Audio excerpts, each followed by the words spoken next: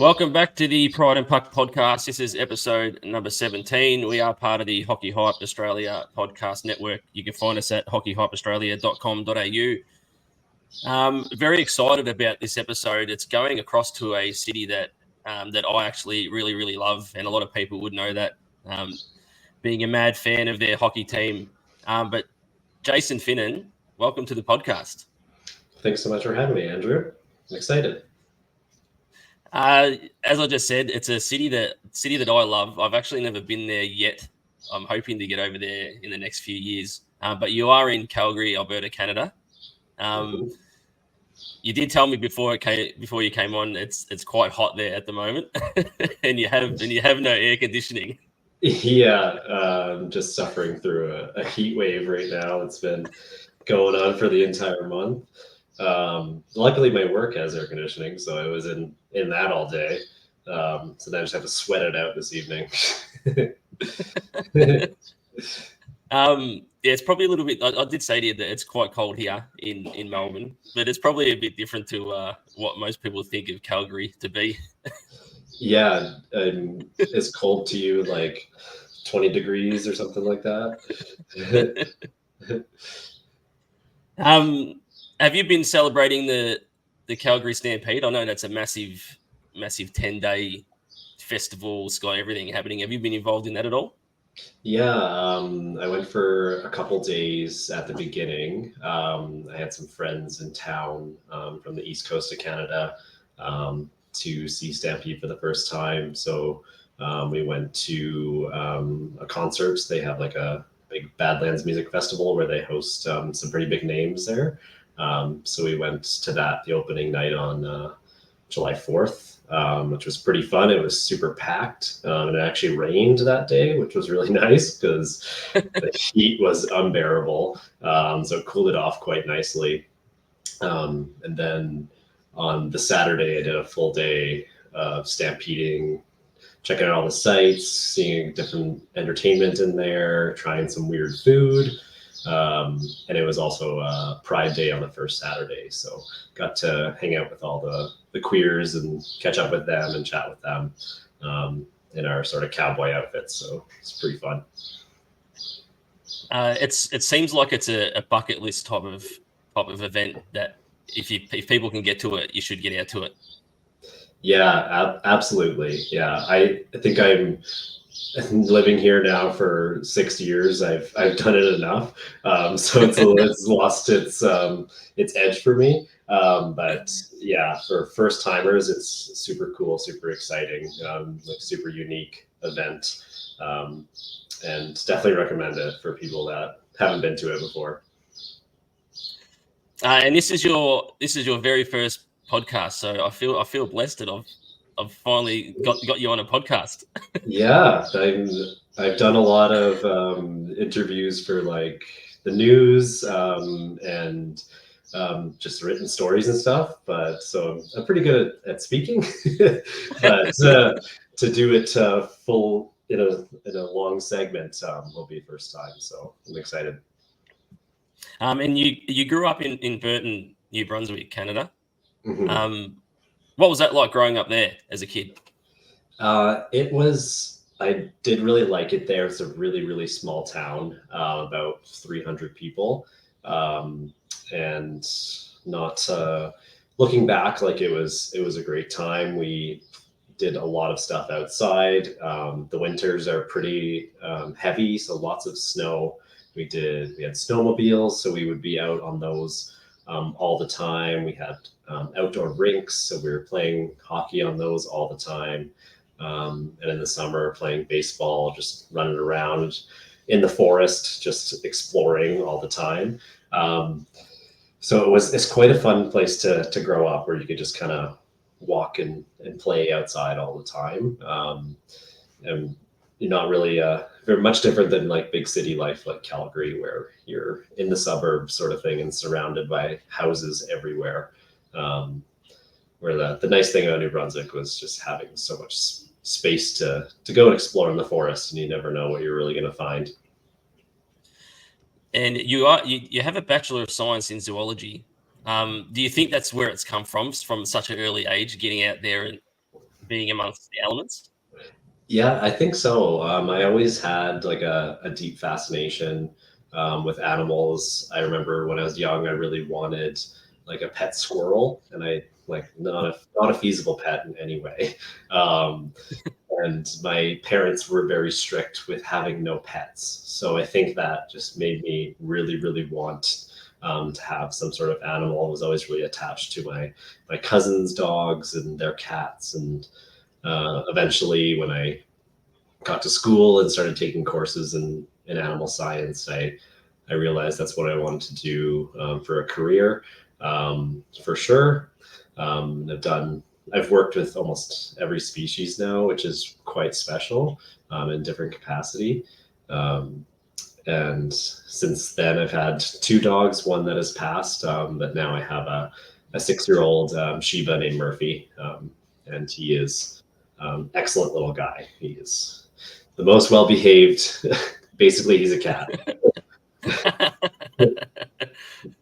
And you mentioned to me before we come onto the show that you said current sports hockey, and then you had Olympic weightlifting as well, which I found really cool because I think it's one of those sports where every 4 years when the Olympics roll around, I always seem to gravitate towards the lesser known sports every 4 years because I sort of feel like you see basketball, all that sort of stuff all the time. So I try and hunt out the Olympic weightlifting, all that sort of stuff. Can you tell us about your love for that? Because I absolutely love watching it. Yeah, so I grew an obsession with it when I started powerlifting about 11 years ago. So I did powerlifting for about 10 years, and started to discover, like, I had some friends doing CrossFit and Olympic weightlifting. So when I saw them moving like that with all that weight, throwing it over their head, I was like, that is really, really cool, really impressive. I can maybe deadlift or squat that, but I can't put it over the top of my head. So um, got really obsessed with watching CrossFit and becoming a fan of CrossFit. And they do a lot of Olympic weightlifting in that, speed Olympic weightlifting, basically. And then it took me a while to save up the money to get a coach to do it and try it. So this year, I finally was able to do that, and hired myself a coach. And I wanted to learn it properly because it's a lot of weight and a very specific, highly technique movements with the snatch and clean and jerk. So I've been training that this entire year. It's been a very humbling experience. Definitely not lifting heavy weights like I used to in powerlifting anymore, but working up like such a huge sweat every time, even with the lighter weights. And my body feels so much better with just my mobility and all that stuff from doing it. And it's very exhilarating. Just like take a weight off the ground, pick it up on your shoulders, and then throw it overhead. It's super, super fun. So I'm going to keep going on with that. And it just so happens that it's great for hockey training too. So my hockey game has gotten better as well. I was just about to ask you that. Yeah, how much does it affect your hockey game? Well, at first my quads were not operating for the first couple months. Like, I could barely skate. And then once my body got used to the volume of leg work, because almost every movement involves your quads in some way, I've just gotten faster with hockey. Like, my speed is great. I don't feel so stiff anymore, where powerlifting, they're great strength movements, but you don't move a lot. So I feel like my quickness and my reaction time, everything is just improved having Olympic weightlifting now. And my coach for Olympic weightlifting is a hockey guy, so he knows exactly how it can benefit me, and kind of puts in some little hockey tips and tricks in there as well. So that's a tip for everyone who's playing hockey: get out there and start Olympic powerlifting. Yeah, exactly. Do some cleans, do some clean and jerks. It'll definitely make you a little bit faster.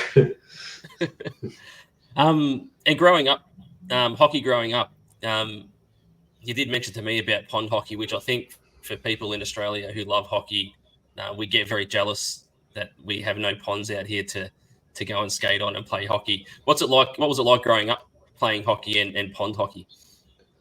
Oh, it's such a it's so special just to be out in the elements. And what we had a couple different setups. I played on a farm a lot, so it was literally in the middle of like a strawberry field. Like they just made a hockey rink in the middle of it.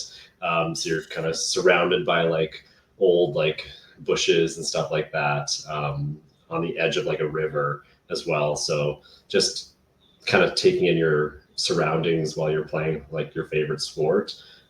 Just being out there is super cool. Of course, all my older cousins and stuff were having beers and having a great time, and be able just to all enjoy that together outside, was so special. Of course, there was rinks were also like a little bit in town, so they would take the tennis courts, and turn those into outdoor rinks, and you can just show up, to the rink at a random time, and there'd be maybe 20, 30 people there already, and you just join a random game, or you split into two groups and have a couple games going. It was just so much fun, and you get to improve your skills, in so many different ways when you're not wearing all the gear. You're just wearing skates and gloves and maybe a helmet. So like memories that'll stick in me forever, with the pond hockey stuff. And you also had, like many people, you had a net in the garage. Mhm. How many holes or dents were in the garage from shooting pucks? Oh, well, we set it up, so we'd open the garage door and put it in the open door, hoping that if we missed the net, it would go outside, but it didn't most of the time. We heavily damaged like the garage door, like track lines. So where the wheels were on the garage door just like stopped working. So my dad had to bend those back into place because the pucks bent them. Um, we had, kind of like a styrofoam wall on the inside, and that was just like muddled with holes. But luckily, after that, styrofoam was concrete because our house was made of concrete. So everything kind of stopped at that point. But yeah, that I'm pretty sure he did some heavy renovations before he sold that house, with all the black marks from all the pucks. Me and my brother both being out there, all the time, in any downtime, just letting out our energy, and getting that shooting practice in. So that's one of my favorite things, is just shooting the puck, and my teammates will always ream me out for missing the net 10 times a game, or hitting the glass and stuff like that. It's a running joke. And you fell out of love with hockey at a young age, and then you found hockey again when you were 9 years old. Was there a certain point or certain thing that made you fall back in love and want to pick up a stick again? I think I was missing that, like, about the community or the activity to do with my friends, in the winter. So I was still playing baseball at the time with all my friends, but in the winter, I wasn't doing anything with them. So I missed that aspect. So because I quit when I was young, with the weird system of how it used to be, where they kind of divided people up halfway through the year. So if you're born, like past, I think it was October, you were put into the year after. So I was part of that. So missed out on learning hockey with all my friends, and they kind of all picked it up really quickly at 4 years old. So when I came in at 5, I was so behind and so frustrated. But getting back into it when I was 9, I knew how to skate at that point. All my friends really wanted me to come back and play. So I did. I had some hard times then as well. I was, quite an anxious kid, and I remember, one of my friend's moms came into the dressing room because I was refusing to put on my gear. I didn't want to play, because I was feeling so anxious. And she came over. She's like, if you don't put on your gear, I'm going to kiss you in front of everybody. And that was the most embarrassing thing at 9 years old. So I put on my gear and played and got through that. And then since that time, even if I feel that sort of anxiety or pre-sports anxiety that I sometimes get, I'm just going to put on my gear and get out there. And I know it'll go away once I'm on the ice. And you realised that you were different from a young age, and you mentioned that you were a very reserved kid, and you hid your queerness. Was that just because of, or did you know that you were queer as a young kid? And was that because of the hockey culture that you've seen around you? Yeah, I think in the sports world for sure, where I was hearing so many homophobic slurs just thrown around all the time. In my brain, it was just like, it's not okay to be that in sports. So in my brain, it's like, I don't know why I'm having those thoughts or having those feelings of being like that. So I can't be like that in this sport. So I have to hide as much as possible. My dad was a big sports guy, so I was always surrounded by like his friends, and hearing words like that all the time. So that kind of affected me in the sports world, and then started to affect me outside of the sports world as well, where I continued to be reserved and respectful and quiet, just to be not noticed, for the most part. And then it did affect me when I was really good at hockey, and I should have been making competitive teams. But when you're kind of the quiet, reserved kid, a lot of your peers and those coaches don't really notice you as much. Even if you have all the skill on the ice, if you don't show face or don't have that personality to fit in with the group, then that can affect their choice to choose you for the team. And I think I was victim of that, and it made me fall out of it for a few years, for sure. Do you look back on that time with a little bit of regret that you couldn't be your 100% authentic self and get to where you thought you could get to within hockey? Yeah, in certain ways, yes. In certain ways, no. I definitely kind of stemmed a new path from that moment of realizing that the hockey world wasn't for me at that time. And it was pretty rare for any kid to sort of take a stand and quit something. And my dad was actually very okay with me quitting, and realized that, I wanted to play at this higher level, but I wasn't being selected for these teams for their own personal reasons. Sorry, getting a little off track here, forgetting what we were. Oh yeah, like I do. So not super regret, because I joined reffing, so I reffed hockey for a year when I quit, which I super hated. Did not did not enjoy that whatsoever. But I'm glad I tried it, and I learned a little bit more about the game. And then I got really into playing video games, and playing World of Warcraft at a high level. So I had a ton of fun with that, and I feel like I could be myself and make friends in that, even though I didn't really know these people, or was some of these people I'd never met in real life and played with for years. So I was kind of happy to take that route, and then continue to hang out with my friends. That I was able to be my.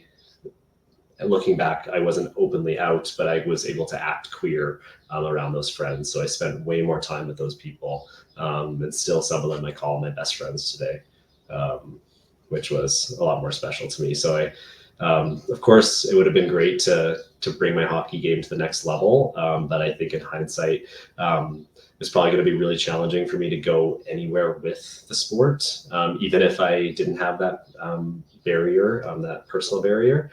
So I'm happy how everything turned out. Do you think that's changed a lot now for young queer kids, and especially within hockey, or do you think it's still an issue for queer kids? Because I always feel like that with hockey, there's probably so many generations of talented young hockey kids that are just lost to the system because of it. Yeah, I hope that it's better. And from my experience playing with younger players in beer league that are 8 or 9 years younger, they're the early 20s. They all are very inclusive, and I don't hear that homophobia around whatsoever. So I think generally the players in the game are more accepting, but I don't think that's necessarily hit with the peers yet. So the coaches and the parents still have so much influence on their kids and the pressure of being a certain way in the hockey world. So I think it's improved maybe a little bit since my time, but knowing that we still don't have a lot of openly gay professional players, I still think that that's an issue, and there's still a barrier there. That those players are probably feeling different and still maybe taking their self out of the sport because they don't feel like their best self. And one of the things that I really did like that you were telling me before we came on, which you just touched on there, was the beer leagues. Because I think a lot of people, when they think about beer leagues, they really think about that really sort of rough and tough, and obviously have a beer. And I suppose a lot of people would expect homophobia to come from those beer leagues. Do you think it's really changed that culture in beer league a lot? I think it's definitely improved. From my experience anyway, the only time that we've experienced like homophobic slurs, we didn't this past season, but the year before with the Calgary Pioneers, 2 games in a row where we got deliberate slurs at us from the other team. Other than that, since I was 18, just playing beer league, I don't remember a single other time. And I lived in New Brunswick for years, and then I lived in Nova Scotia and then Alberta. So 3 different provinces, and not one time I can recall otherwise that I heard something like that being thrown around the dressing room or from the other teams. So I think there is some change, and there's if you're going to get chirpy or you're going to throw words around, I think that they've found other ways to do it, which is really nice to see. So I think that there is some improvement there. A lot of these beer leagues, especially in Calgary, do have non-discriminatory policies. So if you get reported for saying something like that, you pretty much get kicked out of the league right out of the way. So people take that quite seriously. And the leagues take it seriously too, which is a really great step forward. You've sort of gone in and out of hockey through stages of your life. You've left, you've come back. Some of it's obviously because of who you were growing up, and obviously being queer. Some of it was obviously politics in hockey, which I think is a hockey problem worldwide with politics in hockey. Do you feel like you're here, you're there to stay, or you're here to stay with hockey now? Yeah, I think so. I don't have that feeling of I need to be out of the sport because of who I am. Maybe need to take a break for my body. That's the only reason, just for injury purpose, because my brain wants to go very fast, but my body may not necessarily be able to keep up with what my brain wants to do. So yeah, I think I'm here to stay as long as I can stay healthy and not be injured. And I've developed quite a good confidence even over the last year of if something were to happen or if someone were to say something, like I'm not going to back down, and I'm going to tell them why they're wrong, and call them a clown. Usually is what I call them.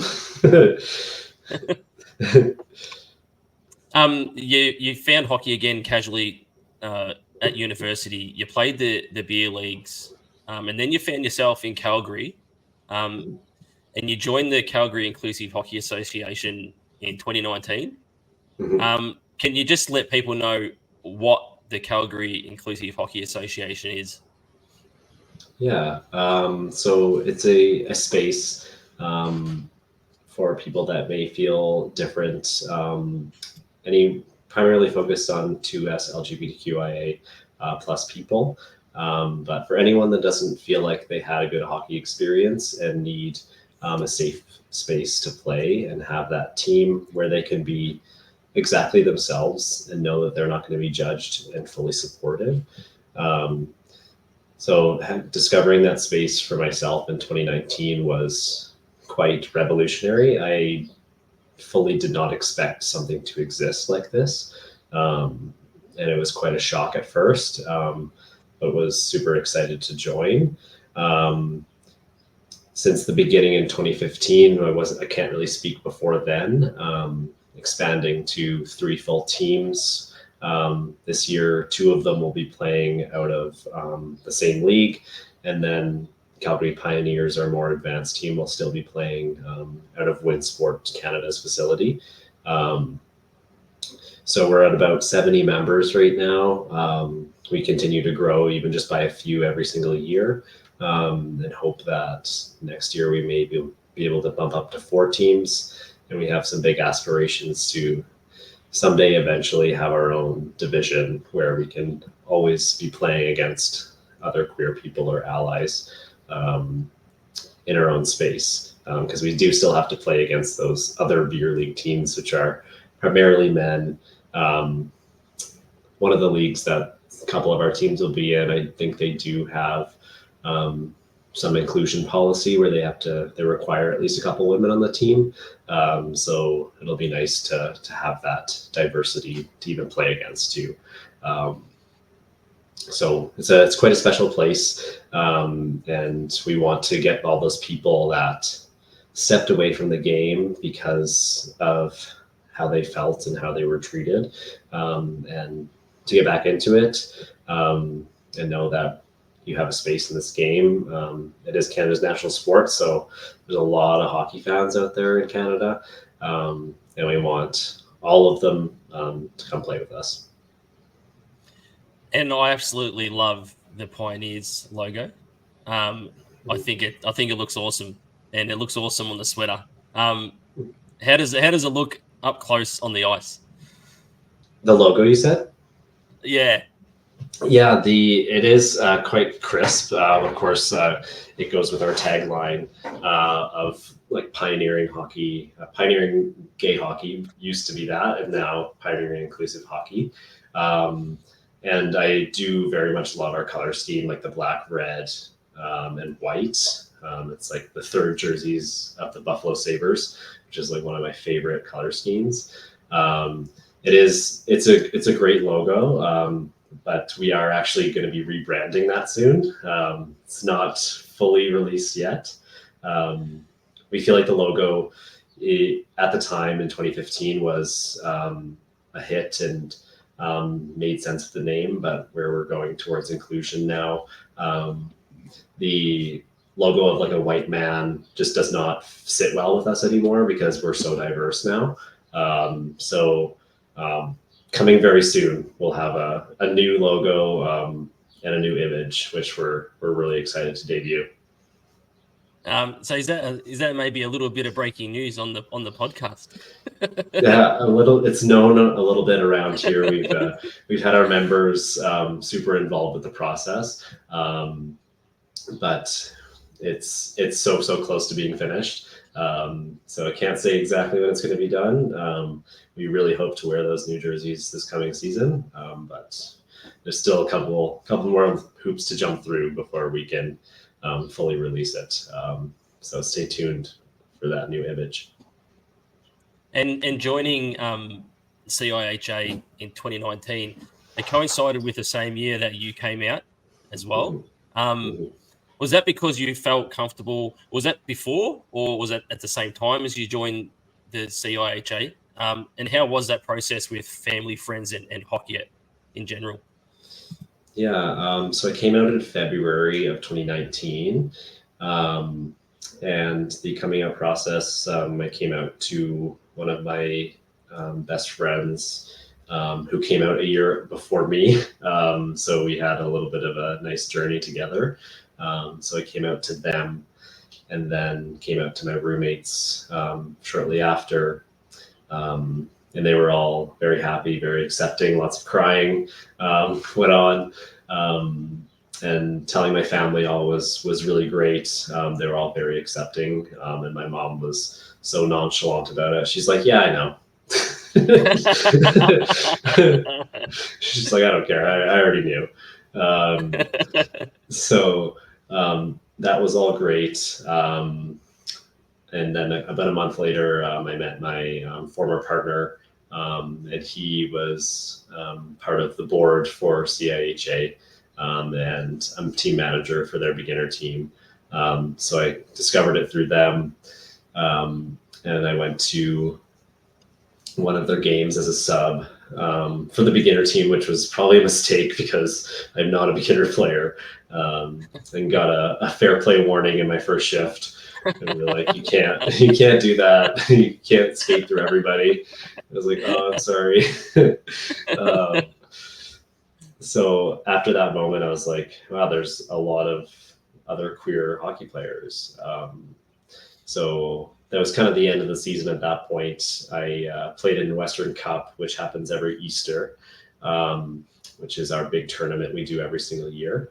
I played with the Vancouver team. The rosters are kind of randomized, so I ended up with them and brought them to the final, losing in the final. And that alone was such a standout moment in my mind of that I could come into this organization so quickly and play on one of their biggest events and biggest stages, and meet so many great people and make some friends like instantly. So everything was just took quite a shock to me because I was such a baby gay at the time. And then the next year, coming season, I joined to play full time.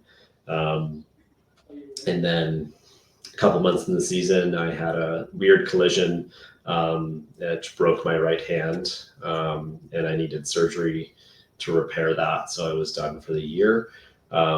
At that time, I started to regress a little bit socially, and I wasn't feeling as accepted, and I was feeling a little bit anxious about who I was in the community, and feel like I wasn't making progress on making more friends.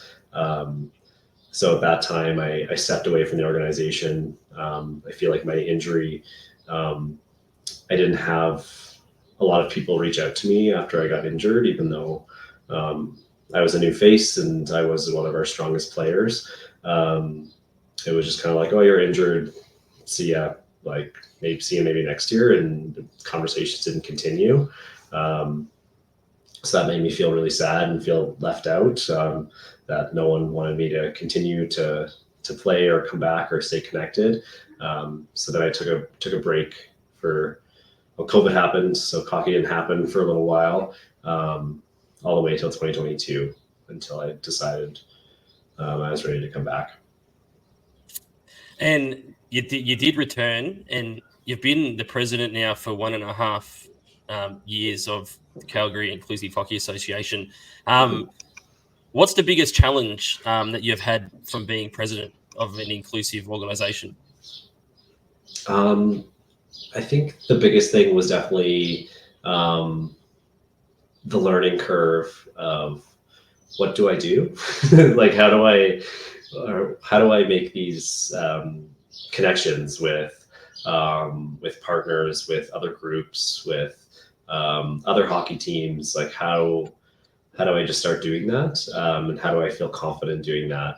So I thought right away I would just know how to do it. But it took me a good, I'd say almost a whole year to feel confident to have those conversations. Was always looking for guidance through my other board members that have been around for a while, or my friends that were maybe a little bit more socially confident than me, because I tend to be an introvert. I'm not the life of the party sort of person. Still very much have that reservedness about me that I had as a kid. So once I started to feel confident about being the president, being that leader, and feeling that support from all of our members, that's when I really felt like the face of the organization and felt like I could continue to expand and help us. I'm really lucky that I get to do the things that I really enjoy in the organization, which is coaching. So I get to help all of those newer players that really want to improve their game in any way that they want to. It's all open concept, or I'll come to their games and stand on the bench and give them tips and tricks, or laugh with them if they fall down or something like that.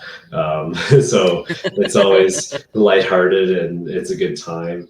But yeah, I would say that was definitely the biggest challenge is kind of rising to the occasion and feeling like, okay, I can make this connection, and I can help improve our club through this just by making a quick relationship with somebody, which wasn't a skill of mine before. And what does CIHA do for the local queer community in and around Calgary? That's a great question. So the biggest thing that we do, of course, is having that space for all of those hockey players that need a safe space to play.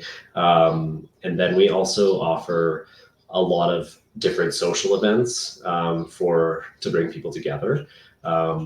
Every year we do a fundraiser dance party to get everyone out to meet our players, to do a couple fun little things on stage. I think the last couple of years we've done like the hot butt contest. So if you want to go and show off your hockey butt on the stage and get some cheers from the crowd, so something fun like that. We're always inviting people out to, of course, come watch our games, and we always stick together for beers and be social afterwards. We offer free community skates, which is sponsored by Scotiabank.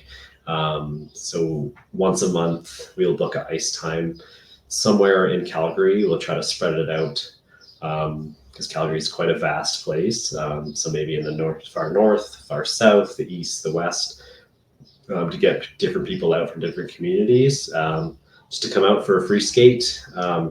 Bring your skates, your stick. We can play some pass. We can shoot on the net. We can help you if you want to come out and develop a skill. I can definitely coach people through that, and then play a little game of shinny, and then enjoy like free coffee and donuts after that as well. And other things, being Western Cup is our biggest thing that we do in the community. Last year we had 8 teams, 130 people. I would say a vast majority of them are from Calgary or area. And seeing way more trans players, way more women coming out to those events. And of course, we're getting lots of people from Edmonton, from Vancouver, from Seattle. We always have a team come out from there to enjoy that 2-day tournament that we put on every single year. And we really pride ourselves on keeping that tournament really low cost, because there's so many queer tournaments and pride tournaments popping up, which is so great to see. But some of them are so expensive. So keeping our registration fees really low, partnering with hotels so your hotel room is cheap, offering as much food and drink as we can when you're at the tournament, and having really, really big social events every night for people to get together and party together, which it makes us super unique in the community. I'm sure there's some other things we do too, but those are the highlights. I think free donuts and free coffee. I'm there 100% of the time. Oh yeah, yeah. Does CIHA get much help from the likes of the Calgary Flames or the NHL? Yeah, so we in 2019, when Luke Prokop came out as the first openly gay NHL player under a contract, CIHA got a donation of 25,000 American, which ended up being like 32,000 Canadian, as a donation from the NHL. So we've actually still have most of that since that time, which is pretty impressive, as we don't have we have it restricted, and we want to use it for community building as much as we can. So we just don't have a strong enough idea to spend it yet, as we do have funding from Scotiabank as well. So Scotiabank helps us fund those community skates.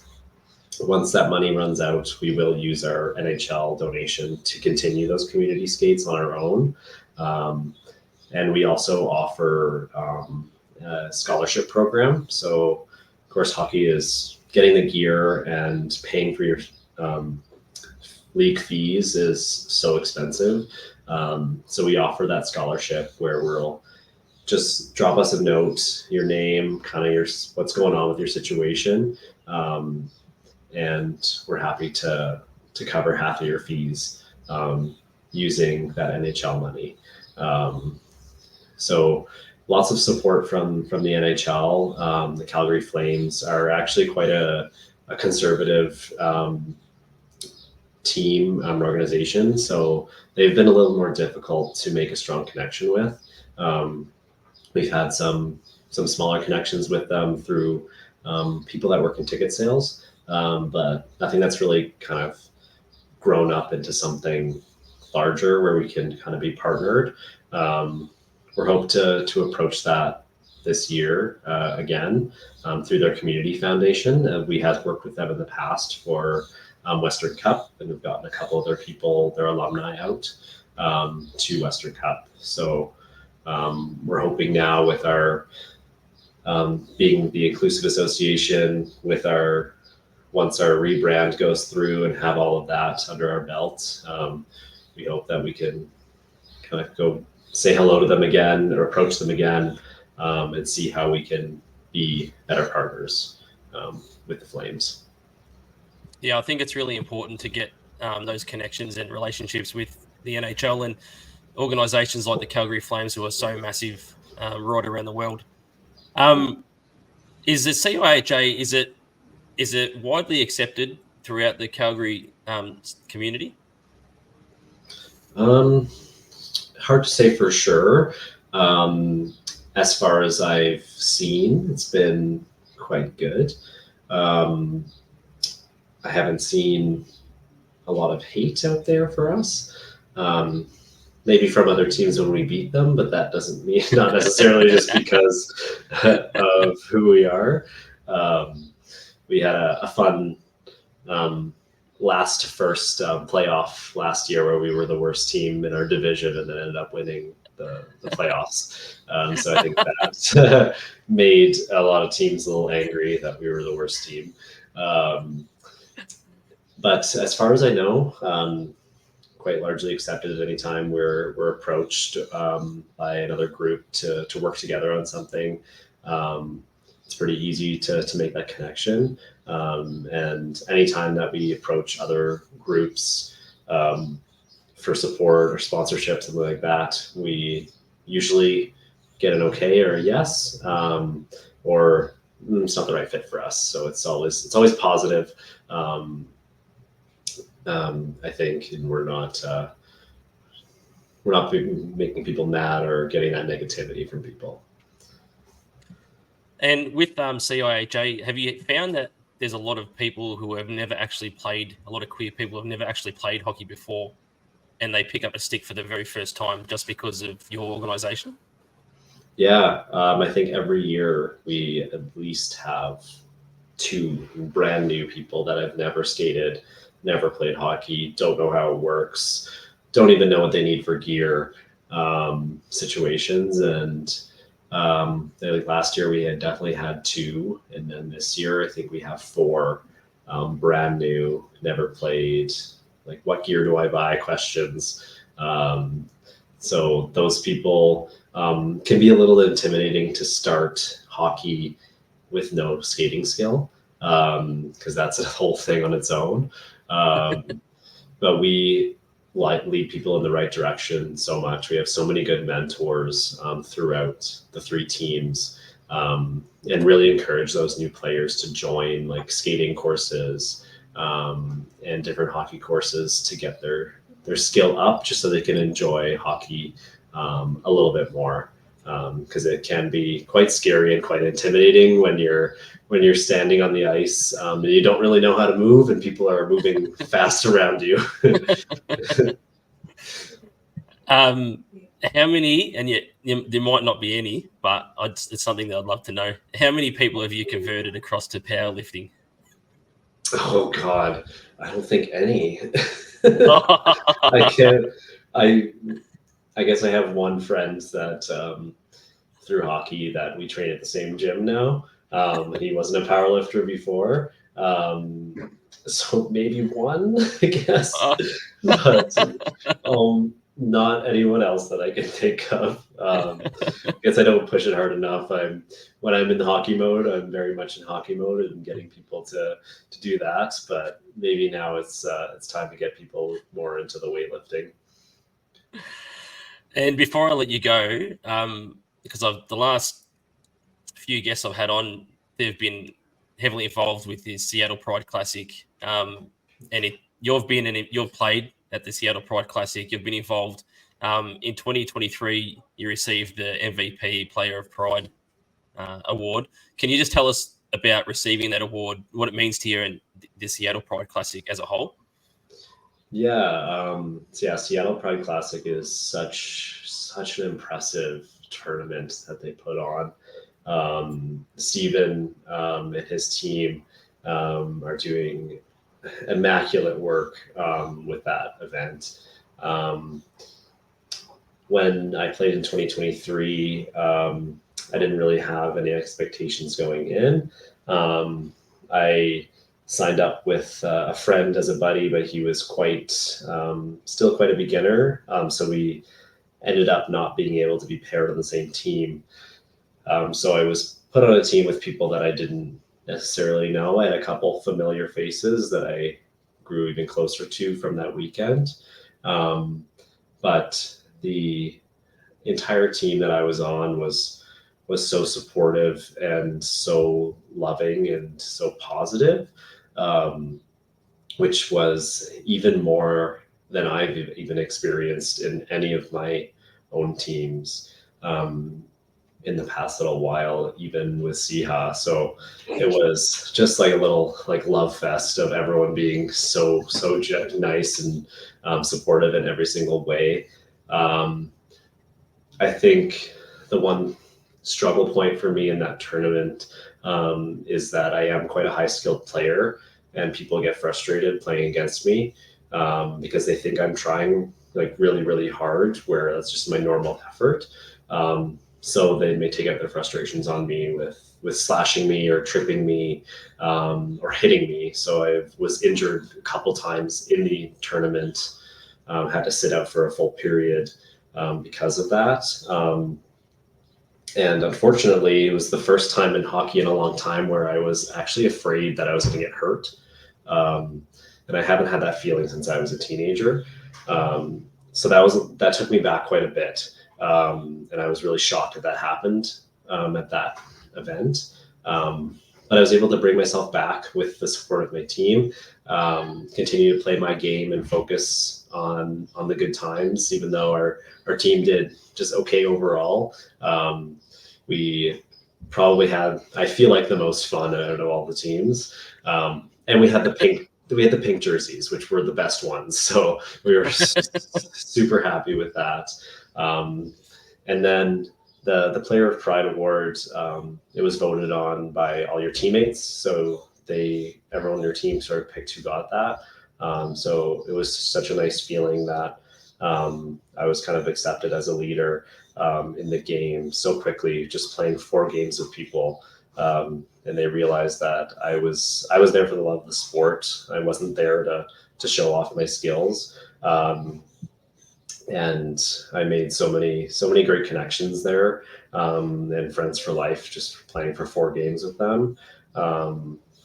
And My award sits in my little hockey hall of fame that I have in my basement with all my jerseys and all my different little awards I've gotten over the last few years as an adult. So it was a really, really special feeling to get that award. Yeah, it's such a great event. It's connecting so many people around the world as well, which is really cool. Before I let you go, the last two questions I ask everyone, and sometimes they're the same answer. But what's your greatest moment that you've had within queer hockey? Greatest moment.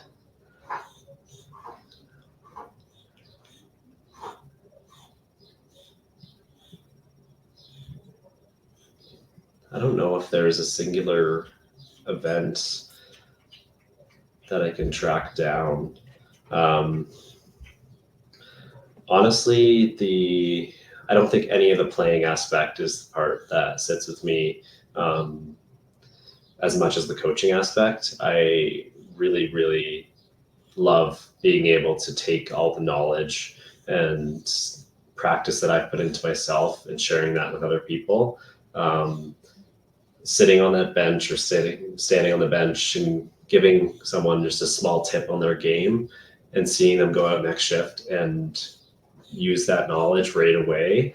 I think that's probably the most special feeling of these people that are so courageous to start hockey when they're 20, they're 30, they're 40, to pick up a such fast-paced sport, sliding around on blades on ice, is so there's so much bravery in that.